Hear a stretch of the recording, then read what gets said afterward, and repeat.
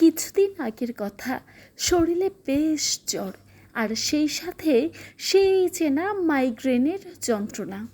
মাথা একদম টিপ টিপ করছিল, কিন্তু মন বলছিল ঘরে বন্দি হয়ে থাকলে শরীর আরও খারাপ লাগবে।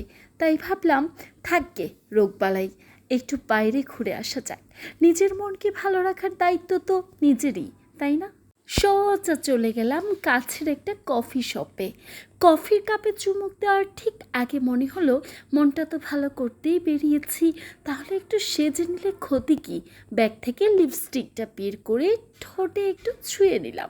সত্যি বলতে একটু সাজলে কেমন যেন মন আর শরীর দুটোতেই এক ধরনের রিফ্রেশিং এনার্জি চলে আসে।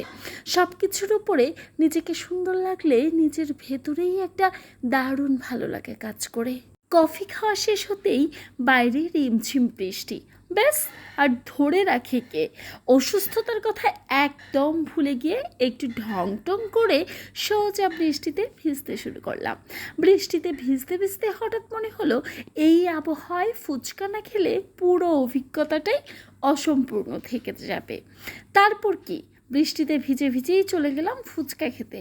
টক ঝাল ফুচকার এক একটা কামড় যেন মুহূর্তেই সব যন্ত্রণা ভুলিয়ে দিল। অবশ্য ওই একদিনের জ্বর, মাইগ্রেন আর তার উপর বৃষ্টিতে ভেজার ফলাফল কি হলো জানেন?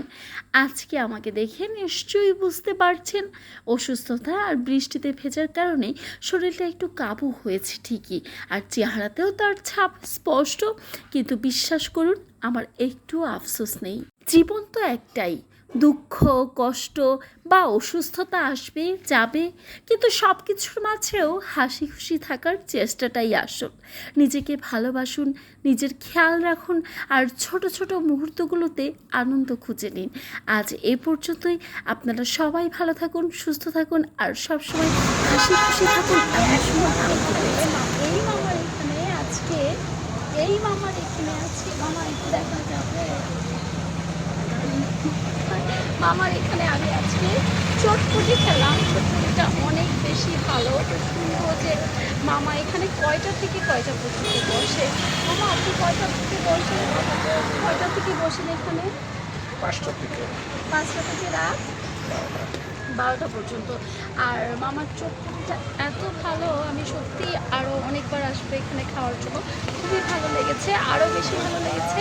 মামা সারাদিন ফ্যামিলিকে টাইম দেয়, বিজনেস করে এবং সন্ধ্যার পরে এই চটপটির বিজনেসটা করে।